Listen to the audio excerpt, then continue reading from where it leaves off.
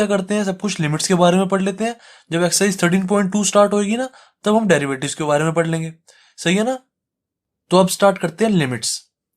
देखो गाइस, जो हम मैथमेटिक्स पढ़ते हुए आ रहे हैं अभी तक, जो हम नॉर्मल मैथमेटिक्स पढ़ रहे हैं, उसकी बाउंड्री कहां तक होती है? देखो, जैसे गाइस मैं अगर आपको मैं लिख के दूं, जैसे यहाँ पे टॉपिक डाल लो, मैथमेटिक्स बाउंड्री या मैथ्स बाउंड्री। मैथमेटिक्स की बाउंड्री कहां तक होती है? जैसे देखो, अगर मैं गाइस आपको लिखूं यहाँ पे कि 3/3 की वैल्यू बताओ क्या होगी, तो सब बच्चे क्या करेंगे? 3 से 3 को काट देंगे ना, इज इक्वल टू क्या लिख देंगे? 1 आंसर आ गया हमारा। ऐसे करते हैं। अगर मैं कहूं बच्चों बताओ 0/3 की वैल्यू क्या होगी, तो सब बच्चे क्या करेंगे? मैंने आपको बताया हुआ, जब भी न्यूमिनेटर में 0 होता है तो हम डिनोमिनेटर में कुछ भी हो उसको देखते नहीं, आंसर हमेशा हमारा 0 ही आता है। चाहे 0/3 हो, चाहे 0/10 हो, चाहे 0/100 हो, जब भी न्यूमिनेटर में 0 होता है तो आंसर हमेशा हमारा 0 ही आता है। सबको पता है बात। अब अगर मैं बोलूं 3/0 की वैल्यू बताओ मेरे को, तो सब बच्चे कहेंगे सर इन्फिनिटी। क्यों इन्फिनिटी? जब भी डिनोमिनेटर में 0 आ जाता है ना, ऊपर चाहे कुछ भी हो, न्यूमिनेटर में कुछ भी हो, जब भी डिनोमिनेटर में 0 आ जाता है तो हम उसको कहते हैं इन्फिनिटी वैल्यू होगी इसकी।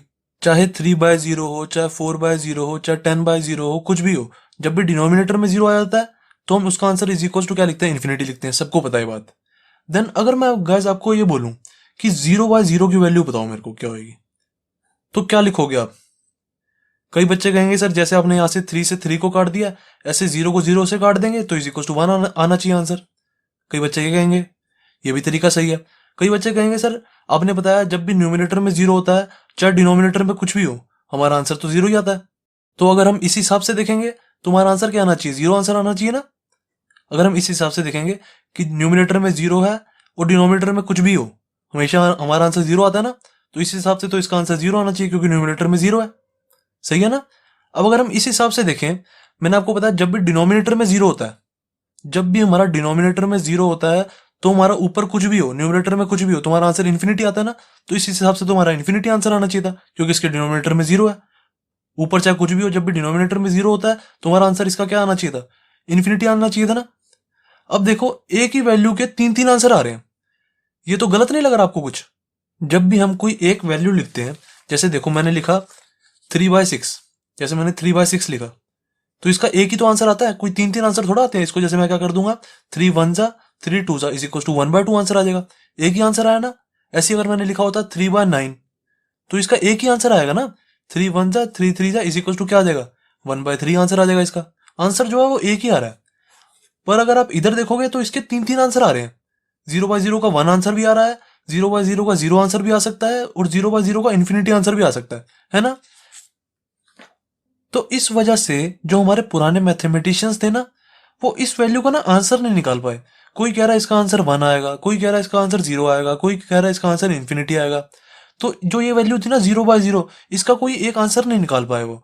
तो इस वैल्यू को ना उन्होंने नाम दे दिया इनवैलिड वैल्यू है। इनवैलिड कह लो या इनडिटर्मिनेट वैल्यू कह लो। इस वाली वैल्यू को 0/0 को इन्होंने नाम दे दिया कि ये इनडिटर्मिनेट है। इनडिटर्मिनेट मतलब हम इसके बारे में कुछ पता नहीं लगा पाए। इनडिटर्मिनेट वैल्यू या इनवैलिड भी कह सकते हो आप अपनी भाषा में। अब हम लिमिट्स में क्या सीखेंगे? जिस भी एक्सप्रेशन की वैल्यू 0/0 आ रही होगी ना, उस एक्सप्रेशन को सॉल्व करना सीखेंगे हम लिमिट्स में। जैसे देखो, मैं कोई एक्सप्रेशन लिखता हूं, जैसे हम लिख देते हैं x² -4 अपॉन में क्या लिखे, x-2 लिख देते हैं। सही है। अगर मैं गाइस आपको बोलूं कि इस एक्सप्रेशन की वैल्यू निकालो x इज इक्वल टू 1 पे निकालो, चलो। अगर मैं बोलूं इस एक्सप्रेशन की वैल्यू निकालो at x is equal to 1, find या लिख दो solve this expression, solve this expression at x is equal to 1। x is equal to 1 पे जब मैं बोलूंगा तो सब बच्चे वैल्यू निकाल देंगे इसकी। क्या करेंगे? x की जगह 1 डाल देंगे, तुम्हारा आंसर आ जाएगा। 1 का स्क्वायर 1 -4 अपॉन में 1 -2। क्या आंसर आ जाएगा हमारा? -3 ऊपर आ गया और नीचे -1 आ गया। माइनस से minus cancel is equal to हमारा 3 आंसर आ गया ना। अब ये तो सब बच्चों ने निकाल दिया। अब अगर मैं बोलता इस एक्सप्रेशन की वैल्यू निकालो at x is equal to 2, same expression, इसकी value x is equal to 2 पे निकाल के दिखाओ मुझे। x² -4 अपॉन में x-2, solve this expression at x is equal to 2, at x is equal to 2। अब देखो जब भी हम इसकी एक्स इज इक्वल टू 2 पे वैल्यू निकालेंगे ना, तो देखो हमारा क्या आंसर आता है। एक्स की जगह यहाँ पे 2 डालो तो 2 का स्क्वायर क्या हो जाएगा 4, 4 माइनस 4 अपॉन में यहाँ पे भी एक्स की जगह 2 डालो तो क्या आ जाएगा 2 माइनस 2। हमारा आंसर क्या आ गया देखो 0/0 आ गया ना, 4 माइनस 4 0 होता है हमारा, और 2 माइनस 2 0 होता है। अब मैंने आपको बताया है जो हमारी ये 0/0 वाली वैल्यू है ना, ये इनवैलिड वैल्यू है। जब भी किसी भी एक्सप्रेशन का आंसर 0/0 आ रहा हो ना, तो मतलब समझ जाएगा वो उस एक्सप्रेशन में कुछ ना कुछ गड़बड़ चल रही है। जब भी किसी भी वैल्यू किसी भी एक्सप्रेशन का आंसर 0/0 आ रहा हो, मैंने आपको बताया जो 0/0 वैल्यू है ना, इसके बारे में कोई भी मैथमेटिशियन पता नहीं लगा पाया, तो इन्होंने कोई ऐसा क्वेश्चन बनाया ही नहीं जिसका आंसर 0/0 है।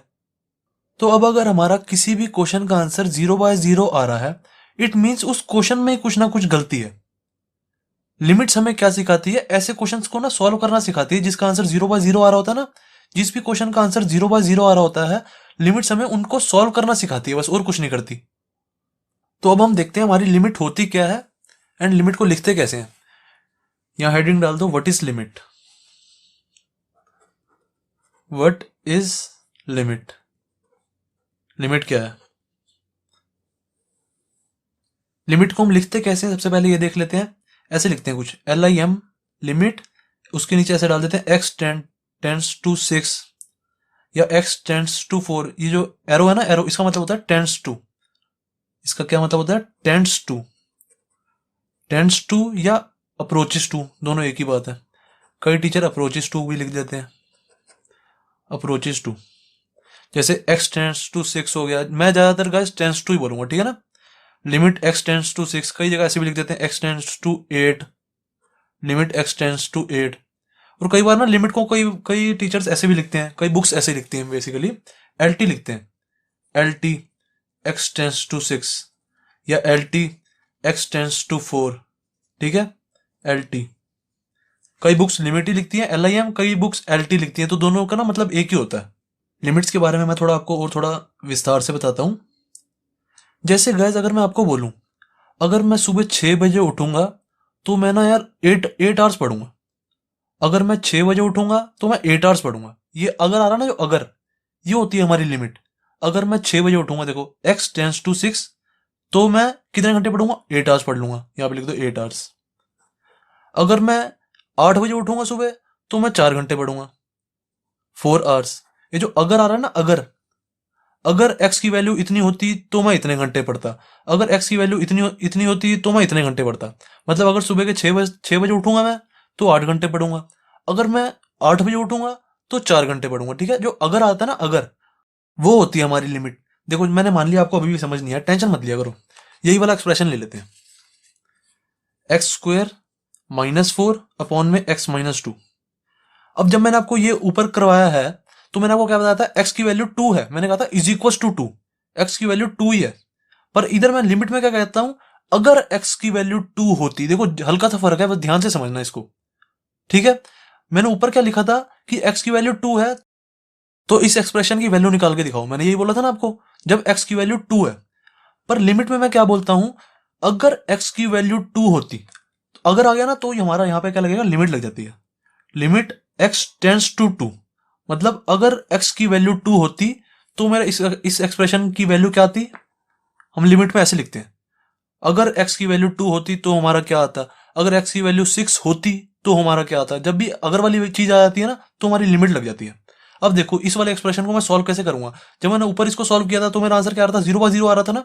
अब देखो मैं इसका आंसर लेके आता हूं आपको, देखो इधर हमें बोला है कि x की वैल्यू अगर 2 होती तो इस एक्सप्रेशन की वैल्यू निकालो। इस चीज का पूरा मतलब यही होता है, ठीक है ना, इसको ध्यान से समझना। अगर x की वैल्यू 2 होती तो इसकी वैल्यू निकालो, इस पूरे एक्सप्रेशन का मतलब ये है। अब देखो मैं क्या करूंगा, मुझे पता है, सबसे पहले मैं चेक करूंगा कि इसकी वैल्यू 0/0 आ रही है। मैं सबसे पहले चेक करूंगा, x की वैल्यू 2 डालूंगा। सबसे पहले मैंने 2 डाली, जैसे मैंने यहाँ पे दोबारा डाल के दिखाता हूँ, 2 का स्क्वायर 4 -4 अपॉन में x की वैल्यू जगह 2 डालो, 2 - 2 इज इक्वल टू क्या आ गया, 0/0 आ गया। जब मैंने x की वैल्यू 2 डाली ना इसमें, तो 0/0 आ रहा था, तो मैंने कहा यार ये तो मेरा आंसर गलत है बिल्कुल। अब मैंने सोचा जब भी मेरा आंसर 0/0 आता है, इट मीन्स हमारी क्वेश्चन में ही गड़बड़ होती है ना, मैंने आपको बताया। तो इस क्वेश्चन में जो गड़बड़ है उसकी गड़बड़ निकालते हैं।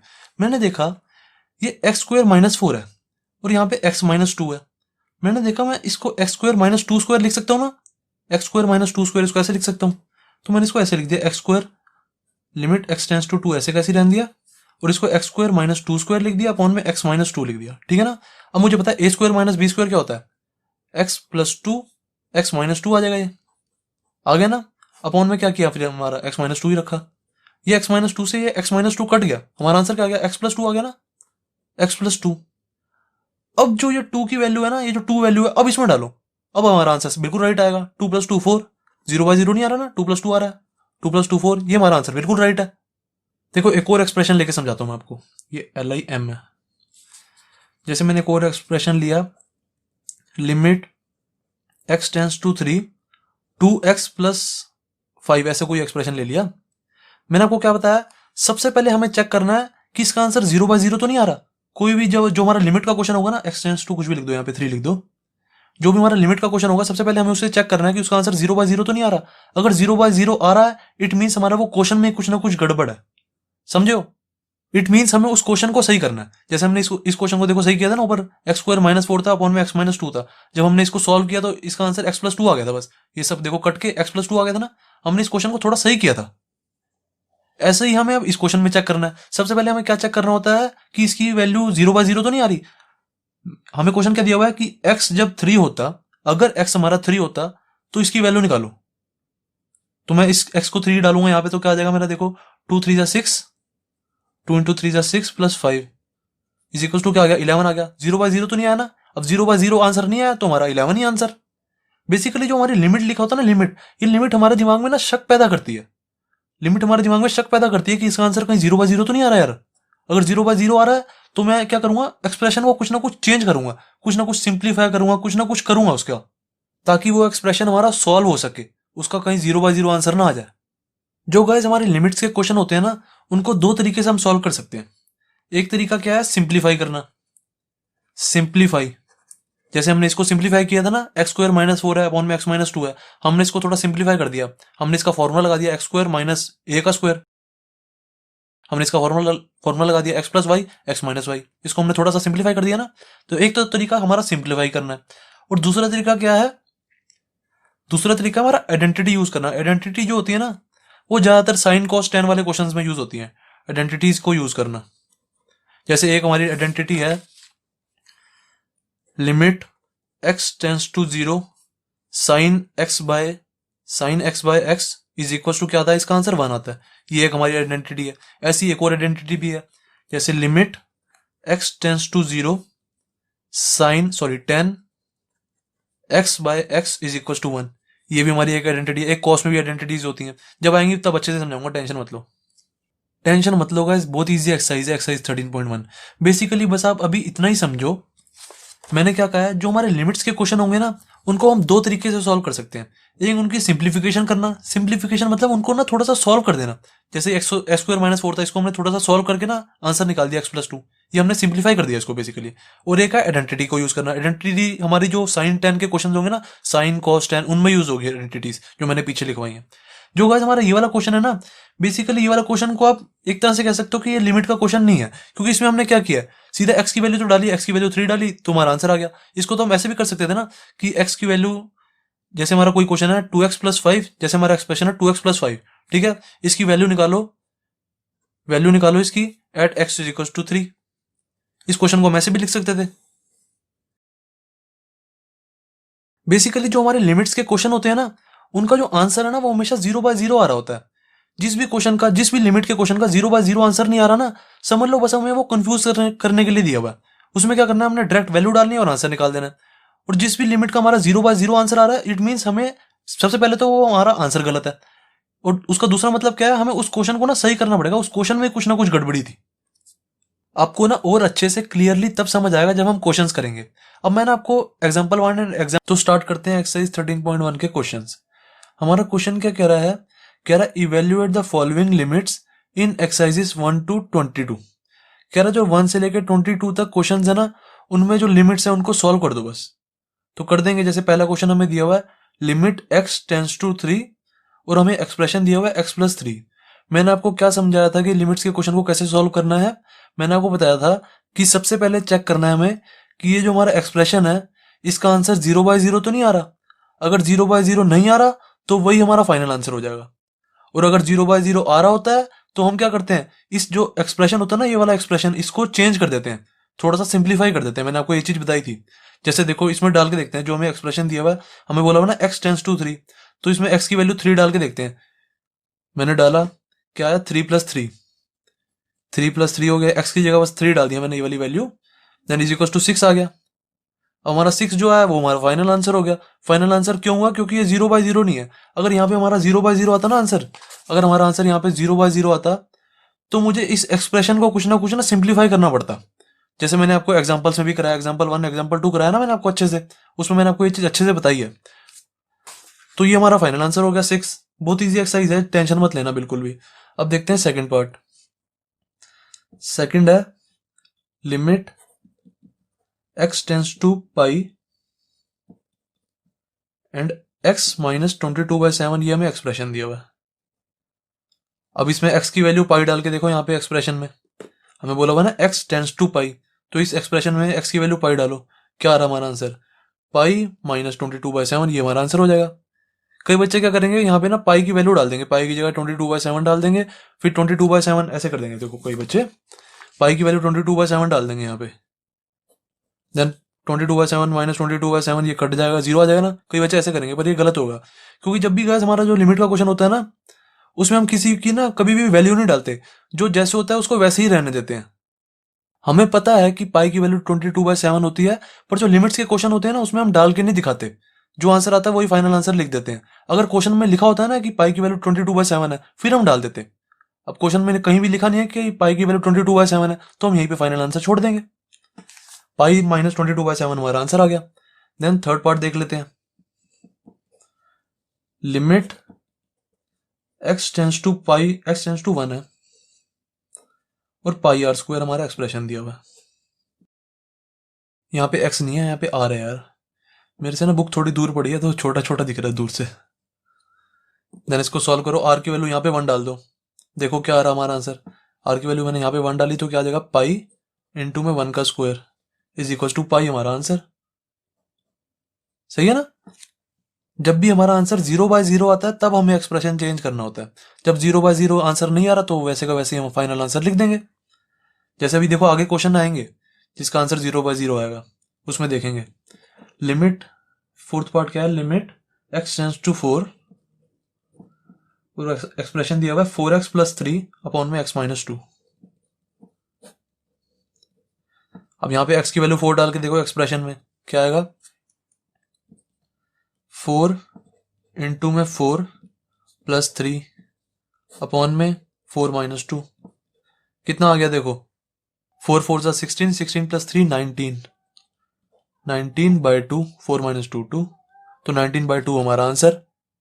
अब देखते हैं फिफ्थ पार्ट। फिफ्थ में हमें क्या दिया हुआ है, लिमिट x टेंस टू -1,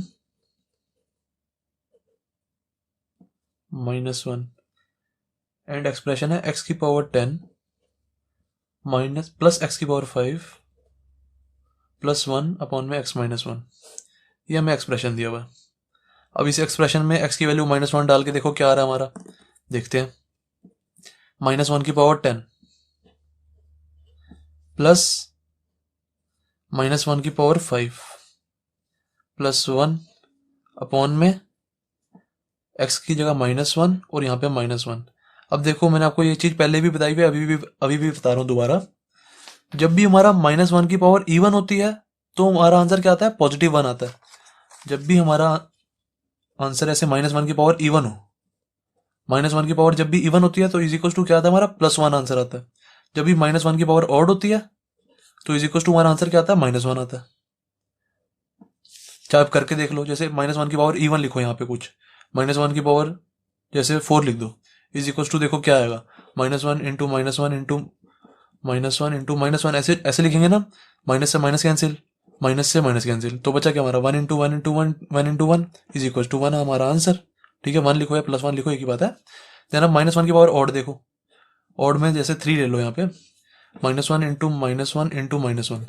अब देखो एक माइनस से एक माइनस तो कैंसिल हो गया, एक माइनस बच गया हमारा, तो 1 तो 1 आ गया, और यहाँ पे माइनस का साइन आ जाएगा, इज इक्वल टू -1। देखो -1 आ गया ना, -1 की पावर ऑड -1 आती है हमेशा, -1 की पावर इवन हमेशा पॉजिटिव 1 आती है। तो यही चीज़ का हम यहाँ पे इस्तेमाल कर लेंगे। -1 की पावर इवन इट मीन्स +1 आएगा हमारा आंसर, प्लस -1 की पावर ऑड हमारा आंसर क्या आएगा, -1 आएगा। देन +1 ऐसे का ऐसे ही, अपॉन में -1 -1 -2 हो जाएगा, इज इक्वल टू क्या आ गया हमारा आंसर, -1 से +1 कट गया, हमारा आंसर आ जाएगा 1/2। 2 के आगे माइनस भी है तो -1/2 हो जाएगा, 1/-2। ये वाला माइनस से ये वाला मैंने प्लस काट दिया ना, देखो ऐसे, -1 से +1 कट गया, बचा क्या मेरा, सिर्फ ये वाला 1 बच गया ना। 2 इज इक्वल टू क्या आ गया, -1/2 मेरा answer. That's it, fifth part भी कंप्लीट हो गया। अब गाइस देखते हैं सिक्स्थ पार्ट। सिक्स्थ पार्ट में हमें ये एक्सप्रेशन दिया हुआ है और लिमिट दी हुई है x टेंड्स टू 0। तो सबसे पहले क्या करेंगे, हम इस एक्सप्रेशन में x की वैल्यू 0 डाल के देख लेंगे कि हमारा आंसर क्या आ रहा है। अगर 0/0 नहीं आ रहा तो वही हमारा फाइनल आंसर हो जाएगा, और अगर 0/0 आ रहा है तो हमें क्या करना पड़ेगा, इस एक्सप्रेशन को सिंप्लीफाई करना पड़ेगा। तो कर देंगे, देखते हैं सबसे पहले x की वैल्यू 0 डाल के देखो इसमें क्या आ रहा है। मैंने डाल के देखा, x की वैल्यू 0 यहाँ पे डाली, तो 0 + 1 की पावर 5 -1 अपॉन में x की जगह यहाँ भी 0 डाला तो नीचे तो 0 आ रहा है। देन ऊपर देखो, 0 + 1 1 की पावर 5 तो 1 ही होता है, तो 1 - 1 यहाँ भी 0 ही हो जाएगा। 1 की पावर 5 -1 अपॉन में 0 इज इक्वल टू क्या आ गया, 0/0 आ गया ना हमारे। अब देखो, मैंने आपको ये चीज पहले भी बताई हुई है और अभी भी बता रहा हूं दोबारा। मैंने आपको क्या बताया हुआ है, जब भी हमारा आंसर 0/0 आ जाए तो हमारे पास क्वेश्चन को करने के दो तरीके होते हैं। एक तरीका क्या है, सिंप्लीफाई करना क्वेश्चन को, जो हमारा ये एक्सप्रेशन है ना इसको सिंप्लीफाई करना। और दूसरा तरीका क्या है हमारा, आइडेंटिटीज का यूज करना। आइडेंटिटीज आइडेंटिटीज का हम ना ट्रिग्नोमेट्री के जैसे क्वेश्चन होते हैं ना उसमें यूज करते हैं। जैसे हमारा क्वेश्चन हो गया 13th क्वेश्चन हो गया, 14th क्वेश्चन हो गया, जिसमें मतलब ट्रिग्नोमेट्री का क्वेश्चन, मेरा कहने का मतलब ये है कि जिसमें साइन एक्स हो, कॉस एक्स हो, टेन एक्स हो, मतलब जो ऐसे क्वेश्चन होते हैं ना वो ट्रिग्नोमेट्री के जैसे क्वेश्चन होते हैं। तो इन क्वेश्चंस में हम आइडेंटिटीज यूज करते हैं, मैं आपको बताऊंगा जब ऐसे क्वेश्चन आएंगे ना। और जो नॉर्मल क्वेश्चन चल रहे होते हैं हमारे एक्स वाई वाले, उसमें हम क्या करते हैं, सिंप्लीफाई करते हैं क्वेश्चंस को। तो ये हमारा नॉर्मल क्वेश्चन चल रहा है ना, x + 1 की पावर 5 और नीचे अपॉन में x है, तो इसमें हम क्या करेंगे, सिंप्लीफाई करेंगे क्वेश्चन को। तो करते हैं। मैंने देखा